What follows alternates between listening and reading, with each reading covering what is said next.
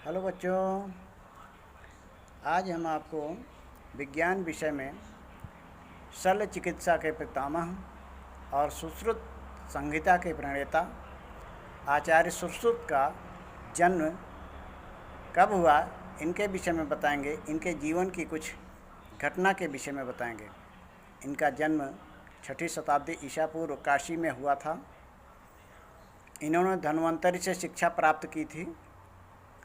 सुश्रुत संहिता को भारतीय चिकित्सा पद्धति में विशेष स्थान प्राप्त है। सुश्रुत विश्वामित्र के पुत्र थे। भारतीय योग एवं चिकित्सा के प्रकांड विद्वान धन्वंतरि इनके गुरु थे। भारतीय शल्य चिकित्सा में अहम योगदान देने वाली सुश्रुत संहिता की रचना आचार्य सुश्रुत ने की थी।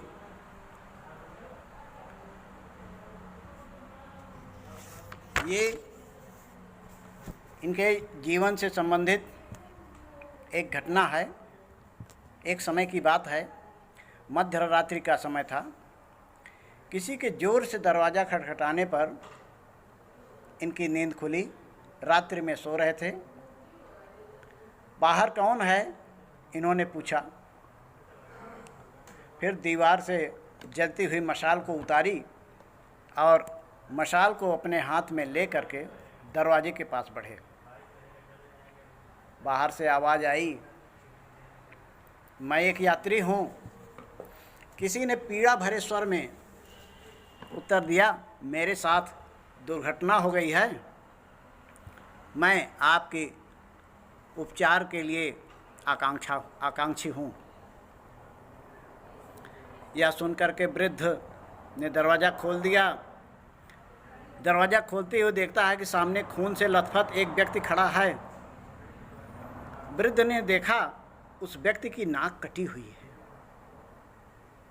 उसके नाक से रक्तस्राव हो रहा था। वृद्ध ने उसे दिलासा दिया और अंदर आने को कहा। वृद्ध ने उसे बगल के कमरे में ले गया और आगंतुक के चेहरे पर लगे खून को साफ किया।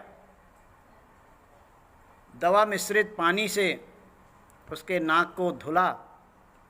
एक पत्ते से उसके घाव की माप ली और फिर दीवार पर टंगे हुए उपकरण को उतार कर उसने आग में उसे गर्म किया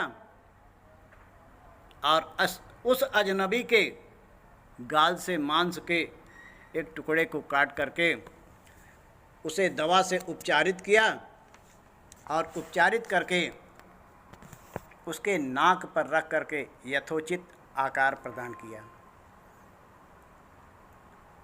फिर उसमें कुछ आयुर्वेदिक औषधियाँ, लाल चंदन का बुरादा, हल्दी का रस आदि लेप लगा करके पट्टी बांध दिया। अंत में वृद्ध ने अजनबी को दवाइयों और बूटियों की सूची दी। बहुत सारी दवाइयाँ दी, जड़ी बूटियों को दिया। उस घायल के निस्वार्थ भाव से सेवा करने वाला वह व्यक्ति, वह वृद्ध और कोई नहीं, आयुर्वेद का विश्वविख्यात आचार्य सुश्रुत थे, जिन्हें प्लास्टिक सर्जरी का पितामह कहा जाता है। धन्यवाद।